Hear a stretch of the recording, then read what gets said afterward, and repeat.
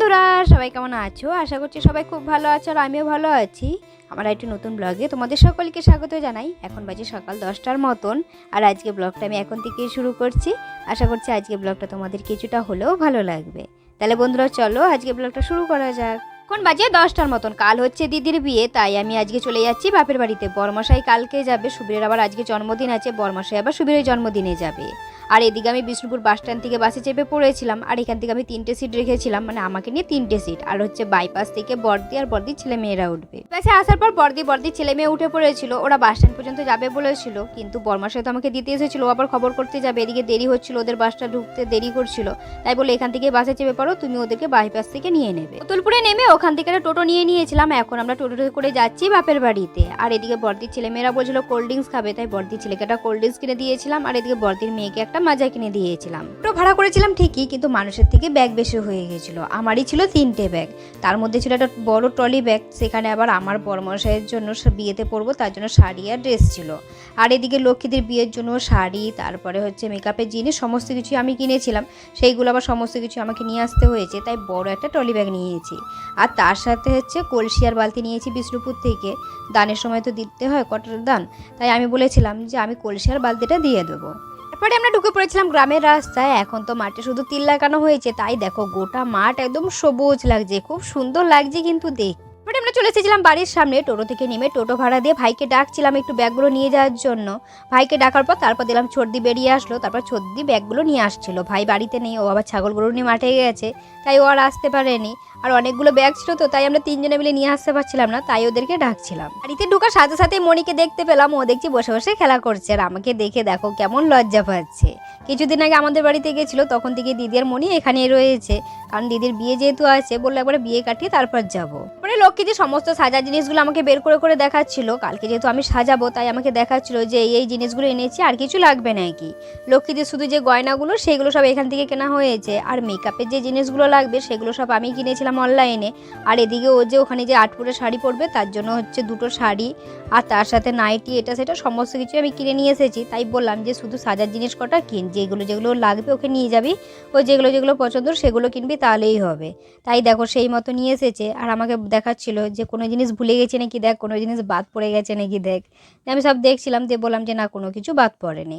আর তারপরে যে তথ্যের জিনিসগুলো সেগুলো বের করে দেখাচ্ছিল, কারণ তথ্যে তো দিতে হবে, ও শ্বশুর শাশুড়ি ননদ তারপর জামাইবু সবাইকেই দিতে হবে। খাওয়া দাওয়া করে তারপর চলে এসেছি দিদির ফেসিয়াল করার জন্য। কালকে ওর বিয়ে আর আজকে করছি ফেসিয়াল। কি অবস্থা বুঝতে পারছো, কি আর করা যাবে। ওকে যে ফেসিয়াল করতে নিয়ে যাবে পার্লারে কেউ সেরকম নেই, কারণ সর্দি যে নিয়ে যাবে ওর মেয়ে তো প্রচুর জ্বালায়, তাই নিয়ে যেতে পারবে না। আর এদিকে বাবা যে নিয়ে যাবে, বাবা আবার সবজি ব্যবসা করছে, তাই বাবাও নিয়ে যেতে পারবে না। আর ভাইয়ের তো নিজের কাজ আছে, তাই ও নিয়ে যেতে পারবে। পার্লারে গোল্ড ফেসিয়াল করতে গেলে 1000 টাকা নিয়ে নেবে। আর আমি যেহেতু ফেসিয়াল করতে পারি তাই ওকে বলেছিলাম যে 2 দিন আগের থেকে যাবো, তারপর তোকে ফেসিয়াল করে দেবো। আর আমি একটা টাইমে বিউটিশিয়ানের কোর্স করেছিলাম, তাই একটু আধটু জানা আছে। আর ওকে বলেছিলাম 2 দিন আগে করে দেবো, কিন্তু বরমাসের একটু শরীর খারাপ ছিল তাই আগের থেকে আসতে পারিনি। আর বরমাসে তো আমাকে একা একা বাসে ছাড়বেও না, তাই বর্দির সাথেই আসতে হয়েছিল বাসে, তাই একটু লেট হয়ে গেছে। আমি এদিকে দোকান থেকে একটা 250 টাকার ফেসিয়াল কিট কিনে নিয়েছিলাম, সেটা থেকেই ফেসিয়াল করছিলাম। আর এই ফেসিয়াল কিটটাই কিন্তু 2জনের হয়ে যাবে। সবার প্রথমে আমি ভালো করে ক্লিনজার করে নিয়েছি, মানে ওটাতেই 1 নম্বর 2 নম্বর করে দেওয়া থাকে, ওখানে দেখলেই বোঝা যায় যে কোনটার পর কোনটা ইউজ করতে হবে। প্রথমে ক্লিনজার, তারপরে হচ্ছে স্ক্রাবার দিয়ে ভালো করে মুখটা স্ক্রাবার করে নিয়েছি, তারপর ভালো করে ম্যাসেজ ক্রিমটা দিয়ে ভালো করে ম্যাসেজ করছি। এই ম্যাসেজটাই হচ্ছে আসল, যত ভালোভাবে ম্যাসেজ করতে পারবে ততটাই হচ্ছে ভালো ফেসিয়ালটা ফুটবে। 1/2 ঘন্টার মতন ম্যাসেজ করেছি। ম্যাসেজ করার পর তারপর গরম জল নিয়ে এসেছিলাম আর লক্ষ্মী দিকে বলেছিলাম গামছা ঢাকা দিয়ে ভালো করে মুখটায় ভাব নে, তো যে ব্যাকেটসগুলো আছে সেইগুলো রিমুভ করে দেবো। তারপরে দেখো লক্ষ্মীদি ভালো করে ভাব নিচ্ছে। ব্যাকেটসগুলো রিমুভ করার পর ওর মুখে ফেসিয়াল প্যাকটা লাগিয়ে দিয়েছিলাম আর ওকে বলেছিলাম চোখ বন্ধ করে 15 মিনিটের মতন বসে থাক। আর ওর মুখে ফেসিয়াল প্যাকটা লাগানোর পরেই দেখো সব বাচ্চাগুলো এসে ওকে বারবার দেখছিল আর হাসাহাসি করছিল। শুভ্র, আর এটা বলো কে? এটা হচ্ছে অর্পিত। দেখ আমি আন্দাজে বলে দিতে পার। আন্দাজে হয়নি, কেন আমি প্রথমবার কথা বলে দিয়েছি। হ্যাঁ তুই কথা বলেনি। আমি কথা বলিনি না এর সাথে আমি কথা বললাম না। না তো 15 মিনিট পরে ফেসিয়াল প্যাকটা উঠিয়ে দিয়েছিলাম আর এখনই দেখো মুখটা কত সুন্দর চকচক করছে। তবে ওর আইব্রো প্লাগটা করতে ভুলে গেছি, ওর যেহেতু চোখের প্রবলেম তাই ও সুতোতে করে না ব্লেডে করে, তাই ওকে বললাম যে বিকেলবেলা একবার আইব্রো প্লাগটা করে দেবো আর তার সাথে তুই শ্যাম্পুটা করে নিয়ে বিকেলবেলায় তোর চুলটা কেটে দেবো। 1 বছর তো এখন চুল কাটতে পারবে না, তাই বললাম যে এখনই চুলটা কেটে নিয়ে 1 বছর আর কাটতে পারবি না। আর ফেসিয়াল করার পর ওর রিভিউটা একটু শোনো তোমরা। খুশি হয়েছেন আপনি? কত টাকা দিবেন? 5,000 না 500 5,000 500 বিয়ের মরশুমে এখন। 500 টাকা আমি দেবো, আমার বর দেবে আবার। ওটা আলাদা আলাদা তাহলে ওটা আলাদা। বরের আবার কেন বিয়ে হয়নি বরবর করছে? ওটা হচ্ছে গেট ঘেরার টাকা। এখন বিকেলবেলা আর এক এক করে সবার চুল আর ভ্রু কেটে দিচ্ছিলাম। সবার প্রথমে লক্ষ্মীদির চুল আর ভ্রুটা কেটে দিয়েছি, আর এখন ছোটদির চুলটা কেটে দিচ্ছি, আর তার সাথে ভ্রুটাও কাটা হয়ে গেছে।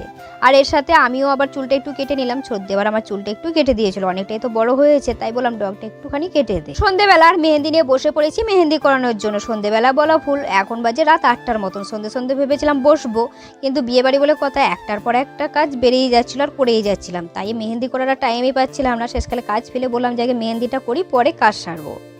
করতে বসেছিস? আমি এখন ব্রাইডাল মেহেন্দি করতে বসেছি। আচ্ছা, আমি তো মেহেন্দি করতে পাইনি, তোকে কে করে দেবে? তুই পারবো না। মেহেন্দিটা শুরু করব তখনই দেখি ভ্যানে করে চেয়ার আর টেবিল এসেছে। বাবা বলেছিল যে বাড়িতে কোনো অনুষ্ঠান করবে না, মন্দিরে বিয়ে দেবে। তারপর আবার সবাই বললাম যে মন্দিরে দিতে গেলে যে খরচা, বাড়িতেও সেই একই খরচা হবে, ছোট্ট করে করো, বেশি খরচা করতে হবে না। তাই আবার বাড়িতেই করছিল। আর এদিকে হচ্ছে বাবার হাতে তো বেশি টাকা পয়সা ছিল না, তাই বলেছিল যে বাড়িতে করবে না। আর আমরা বলেছিলাম যে সব বোনগুলোর বাড়িতে বিয়ে হয়েছে, ওর আবার মন্দিরে দেবে, ওরও মন খারাপ হবে, তার থেকে বাড়িতেই দাও। মানে বসে পড়েছিলাম মেহেন্দি করানোর জন্য। ফোনে ডিজাইন দেখে দেখে মেহেন্দি করছিলাম। আর জানো তো বন্ধুরা, আমি আবার ভালো মেহেন্দি করতে পারি না। যে লক্ষ্মীদিকে বলছিলাম দেখ আমি তো ভালো মেহেন্দি করতে পারি না, কোনো রকম হয়তো পারবো। যে লক্ষ্মীদি বলে তুই যেমন পারিস সেরকমই কর। আর ছোটদিকে বলেছিলাম, ও আবার ভালো ডিজাইন করতে পারে, তাই ওকে বলেছিলাম যে তুই মেহেন্দিটা কর। ও বলে যে আমার মেয়েকে খাওয়াবো, তারপর হচ্ছে মেহেন্দি করতে বসবো, আমার তো এখন টাইম হবে না, কিছু কাজও আছে, তুই বঞ্চ কর, যেমন পারিস কর, আমি পরে যে তারপর করে দিচ্ছি। হাতের মেহেন্দিটা প্রায় শেষ হয়ে এসেছিল, তখনই আবার দিদি আসলো, দিয়ে বলো যে দে আমি মেহেন্দিটা করে দিচ্ছি, তুই যা যে তোর কাজগুলো সার। তারপর ছোটদি বসে পড়েছিল মেহেন্দি করানোর জন্য, আর আমার এদিকে কিছু কাজ আছে সেগুলো সারতে হবে। আমি বসে পড়েছিলাম সেলাই করার জন্য। লক্ষ্মীদের বেনারসি আঁচল দুটো এখনো পর্যন্ত সেলাই করা হয়নি, আর আজকে রাতের মধ্যে সেলাই করে সারতে হবে। এদিকে 11টার মতন বেজে গেছে, এখনো পর্যন্ত খাওয়া দাওয়া হয়নি, সেলাই করে তারপর খাবো। আর এদিকে সেলাই মেশিনটাও প্রবলেম হচ্ছিল, ভালোভাবে সেলাইও হচ্ছিল না, কোনো রকমের সেলাই করছিলাম। বেনারসির সাথে সাথে ওর যে ব্লাউজগুলো আছে সেগুলোও সেলাই করতে হবে। তাহলে বন্ধুরা চলো আজকে ব্লগটা বেশি বড় করছি না, এখানেই শেষ করছি। আজকে ব্লগটা কেমন লাগলো অবশ্যই কমেন্ট করে জানাবে, ভালো লাগলে একটা লাইক শেয়ার করে দেবে।